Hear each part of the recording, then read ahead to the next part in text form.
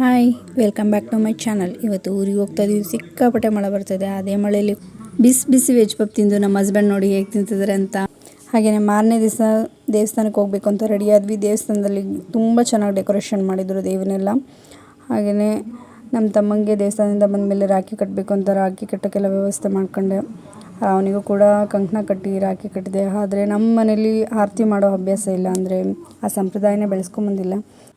ರಕ್ಷಾಬಂಧನ ಹಬ್ಬ ಅಂದರೆ ಅಣ್ಣ ತಂಗಿ ಅಥವಾ ಅಕ್ಕ ತಮ್ಮನ ಸಂಬಂಧ ಗಟ್ಟಿ ಹಾಕ್ಸೋದಕ್ಕೆ ಅಲ್ವಾ ರಕ್ಷಾಬಂಧನ ಹಬ್ಬ ಆಚರಿಸೋದು. ಕೊನೆಗೂ ರಾಖಿ ಕಟ್ಟಿ ವಿಶ್ ಮಾಡಿ ಹಾಗೆಯೇ ಅವನಿಗೆ ಸ್ವೀಟ್ ಕೂಡ ತಿನ್ನಿಸಿದೆ. ಅವತ್ತಿನ ಸಂಜೆನೇ ಮತ್ತೆ ದೇವಸ್ಥಾನ ಹತ್ರ ಹೋಗೋಣ ಅಂತ ಮತ್ತೆ ಚೆನ್ನಾಗಿ ರೆಡಿಯಾಗಿ ದೇವಸ್ಥಾನ ಹತ್ರ ಹೋಗ್ತಾಯಿದ್ವಿ. ಹಾಗೆಯೇ ದೇವರೆಲ್ಲ ಪ್ರತಿಯೊಂದು ಅಕ್ಕಪಕ್ಕದ ಹಳ್ಳಿ ಇರ್ತಕ್ಕಂಥ ದೇವರೆಲ್ಲವೂ ಕೂಡ ಈ ದೇವಸ್ಥಾನ ಹತ್ರ ಬರ್ತವೆ. ನೋಡಿ, ಹೊಸದಾಗಿ ದೇವಸ್ಥಾನ ಕಟ್ಟಿಸ್ಬೇಕು ಅಂತ ಫೌಂಡೇಶನ್ ಹಾಕಿದ್ದಾರೆ. ಉತ್ಸವ ಮೂರ್ತಿಗಳು ಬರ್ತಿದ್ದಾವೆ ಅಂತ ಡೊಳ್ಳು ಕುಣಿತದ ಸಮೇತನೇ ಬರ್ತಾ ಇದ್ದಾವೆ. ಈಗ ಹೋದ್ರಲ್ಲ ಅವರು ಅಜ್ಜ, ಕಾರಣಿಕ ಹೇಳ್ತಕ್ಕಂಥ ಅಜ್ಜ, ಅವ್ರು 3 ದಿವಸ ಇಲ್ಲ 5 ದಿವಸ ಉಪವಾಸ ಇದ್ದು ಕಾರಣಿಕ ಹೇಳೋಕ್ಕೆ ಶುರು ಮಾಡ್ತಾರೆ. ನೋಡಿ, ಡೊಳ್ಳು ಕುಣಿತ ಹಾಗೆಯೇ ದೇವ್ರ ಕುಣಿತನೂ ಇದೆ ಇಲ್ಲಿ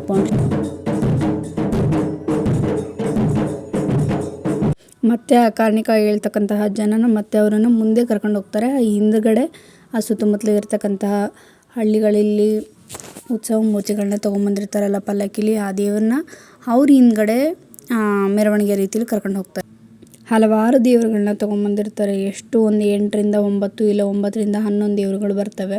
ಆ ಪ್ರತಿಯೊಂದು ದೇವ್ರಿಗೂ ಕೂಡ ನಾವು ಹಣ್ಣು ಕಾಯಿನ ಮಾಡಿಸಿ ಮಾಲೆಯನ್ನು ಹಾಕ್ಕೊಡ್ತೀವಿ. ಎಲ್ಲ ಮುಗಿಸ್ಕೊಂಡು ಮತ್ತು ಊರೊಳಗಡೆ ಎಲ್ಲ ರೌಂಡ್ ಮಾಡಿಕೊಂಡು ಎಲ್ಲ ಪ್ರತಿಯೊಂದು ದೇವರುಗಳನ್ನ ಈ ಫೌಂಡೇಶನ್ ಆಗಿರ್ತಕ್ಕಂತಹ ಜಾಗಕ್ಕೆ ಕರ್ಕೊಂಬಂದು ಅಲ್ಲಿ ಪೂಜೆ ಮಾಡಿಸ್ಕೊಂಡು ಮತ್ತೆ ಊರೊಳಗಡೆ ರೌಂಡ್ ಹಾಕ್ಕೊಂಡು ಹೋಗ್ತೇವೆ. ಹಾಗೆಯೇ ಎಲ್ಲ ಪ್ರತಿಯೊಂದು ದೇವರು ಕೂಡ ಬಂದು ಹೋದಾದ್ಮೇಲೆ ಕೊನೆಗೆ ಈ ನಂದೀಶ್ವರನ ಪಲ್ಲಕ್ಕಿ ಕರ್ಕೊಂಬಂದು ಇವತ್ತಿನ ಫುಲ್ ಭರ್ಜರಿಯಾಗಿ ಹಬ್ಬ ಮಾಡ್ತಾರೆ. Thank you.